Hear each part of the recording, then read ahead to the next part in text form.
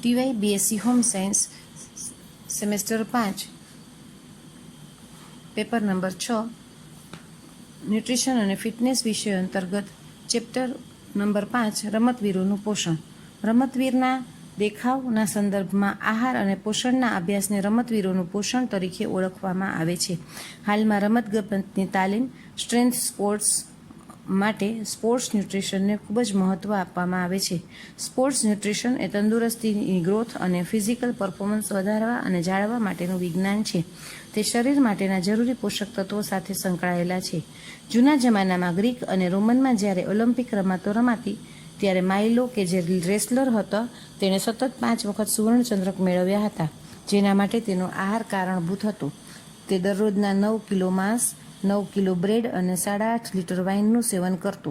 આમ sports nutrition એ કયા રમતવીરને કયા પોષક તત્વો ક્યારે અને કેટલી માત્રામાં લેવા અને તેના દેખાવ પર શી અસર થશે તેની સાથે સંકળાયેલ છે. સ્પોર્ટ્સ ન્યુટ્રિશનના ધ્યેયો નીચે પ્રમાણે છે. પહેલું, પરફોર્મન્સ સુધારવું. એ માટે શરીરનું બંધારણ સુધારવામાં આવે છે, જેનાથી રમતવીરને ઝડપ, ચપળતા, મોબિલિટી અને સ્ટ્રેન્થ મળે છે. બીજું, રિકવરીની ઝડપ વધારવી. આનાથી ટ્રેનિંગ પ્રોગ્રામ સરળ બને છે તથા શરીરની ક્ષમતામાં વધારો થાય છે.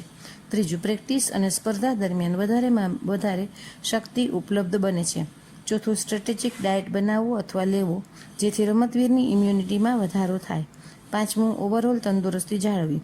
રમતવીર માટે એ જરૂરી હોય છે કે તેના શરીરનું વજન જળવાઈ રહે તથા સ્નાયુઓમાં વધારો થાય, પરંતુ શરીરમાં ચરબીમાં વધારો ન થાય. રમતવીરના વજનમાં વધારો થતાં તેની કાર્ડિયોવાસ્ક્યુલર અને રેસ્પિરેટરી સિસ્ટમ પર અસર થાય છે. પરિણામે તેનો દેખાવ બગડે છે, જેને પરિણામે તેના પર સ્ટ્રેસ આવે છે. આ જ રીતે જો વજનમાં ઘટાડો થાય તો શરીરને જરૂરી પોષક તત્વોનો અભાવ વર્તાય છે અને ઝડપથી થાક અનુભવે છે. રમતવીરો આ મુશ્કેલીઓ વધારે પ્રોટીન, કોમ્પ્લેક્સ કાર્બોહાઈડ્રેટ તથા બીજા માઇક્રોન્યુટ્રિયન્ટ પોતાના આહારમાં લઈ નિવારી શકે છે. જંક ફૂડ કે જેમાં ઓછા પોષક તત્વો, વધારે સંતૃપ્ત ચરબી અને ખાંડ હોય તે ખાવાથી રમતવીરોએ દૂર રહેવું જોઈએ. સ્પોર્ટ્સ એક્ટિવિટીમાં ખૂબ જ વધારે શક્તિનો વપરાશ થાય છે. આથી રમતવીરોને સામાન્ય માણસો કરતાં વધારે શક્તિની જરૂર પડે છે. રમતોના ઘણા બધા પ્રકાર હોવાથી રમતવીરોની શક્તિની જરૂરિયાત પણ જુદી જુદી હોય છે. આથી રમતોને જુદા જુદા 3 વિભાગમાં વહેંચવામાં આવે છે, જેમાં સ્કિલ્ડ સ્પોર્ટ્સ, એન્ડ્યુરન્સ અથવા નોન પાવર ઇવેન્ટ અને અલ્ટ્રા એન્ડ્યુરન્સ અથવા પાવર ઇવેન્ટ. આ બધાની શક્તિની જરૂરિયાત નીચે પ્રમાણે છે. આ ઉપરાંત દોડવીર કે જે 20 માઇલ કે તેનાથી ઓછું દોડતો હોય તેને 100 કિલો કેલરી વધારે આપવી પડે છે. સાયકલિસ્ટને લગભગ 600 કિલો કેલરી પ્રતિ દિવસની જરૂરિયાત રહે છે. જુદી જુદી રમતના આધારે તેની કેલરી માપવામાં આવે છે. પરિણામે રમતવીર માટે શક્તિની ગણતરી ઉપર પ્રમાણે ન કરતાં જુદી જુદી રમતો માટે પ્રતિ મિનિટ ખર્ચાતી કેલરી ગણી તે પ્રમાણે કેલરી આપવામાં આવે છે. કેટલાક ઉદાહરણો નીચે પ્રમાણે છે. આમ રમતવીરની શક્તિની જરૂરિયાત તે કયા પ્રકારની રમત રમે છે અને કેટલા સમય માટે રમે છે તેના આધારે ગણવામાં આવે છે.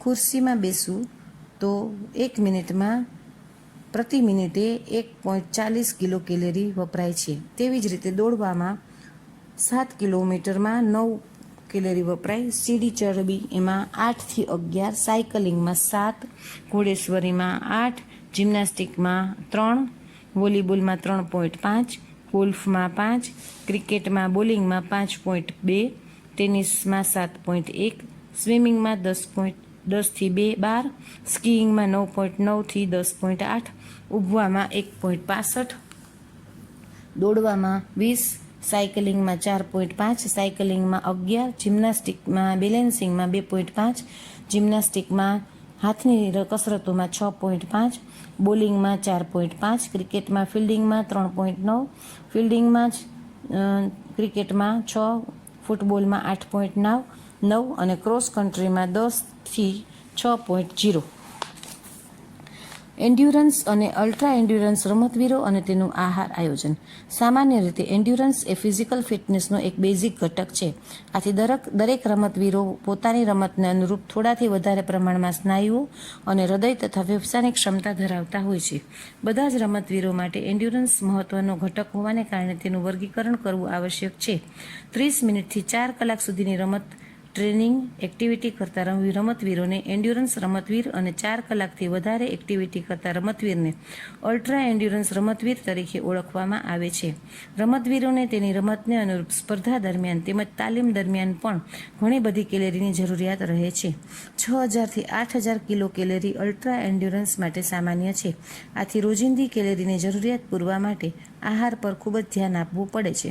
જો આમ કરવામાં નિષ્ફળ જવાય તો રમતવીરની તંદુરસ્તી અને પરફોર્મન્સ બંને પર વિપરીત અસર પડે છે. જો જરૂરી આહારકીય પોષક તત્વો પૂરા પાડવામાં ન આવે તો ક્રોનિક ફેટિગ્યુ એટલે કે ખૂબ જ થાક લાગવો, ડિહાઇડ્રેશન, માંદા પડવાની શક્યતા વધે છે. આ ઉપરાંત મસલ્સ વાસ્ટિંગ અને ઈજાની શક્યતા પણ વધે છે. આથી આપણે જાણવું જોઈએ કે રમતવીરની તાલીમ તથા સ્પર્ધા દરમિયાન કઈ શક્તિ પ્રણાલી કાર્યરત છે, કેટલી શક્તિની જરૂરિયાત છે તથા કયા પોષક તત્વો વધારે પ્રમાણમાં આપવાના છે અથવા લેવાના હોય છે. શક્તિની પ્રણાલીઓ. આ પ્રકારની રમતો દરમિયાન લગભગ 3 શક્તિ પ્રણાલીઓનો ઉપયોગ થાય છે. આમ છતાં આ પ્રકારની રમતોમાં મુખ્ય શક્તિ એરોબિક શક્તિ પ્રણાલી દરમિયાન મળે છે. આ શક્તિ પ્રણાલી દરમિયાન અનંત માત્રામાં એટીપીનું ઉત્પાદન થાય છે.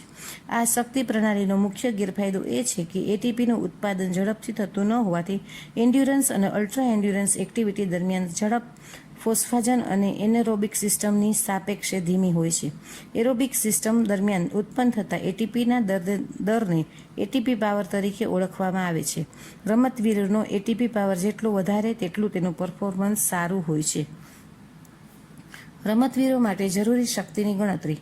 એન્ડ્યુરન્સ રમતવીરની શક્તિ જરૂરિયાત ગણવા માટે REE રેસ્ટિંગ એનર્જી એક્સપેન્ડિચરની કિંમત મેળવવામાં આવે છે. આ REEની કિંમત હેરીઝ અને બેન્ડિકટ DRI અને કનિંગહામ દ્વારા આપવામાં આવેલ સૂત્રો ઉપરથી ગણી શકાય છે. મોટાભાગે WHO દ્વારા આવેલ પદ્ધતિનો ઉપયોગ વધારે પ્રચલિત છે. REEની કિંમત ટેબલને 4.1માં દર્શાવેલ છે.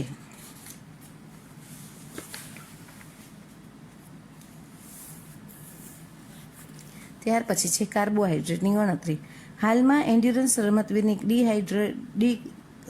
કાર્બોહાઈડ્રેટની જરૂરિયાત 5 થી 10 ગ્રામ પ્રતિ કિલો શરીરના વજન પ્રમાણેની ભલામણ કરવામાં આવી છે.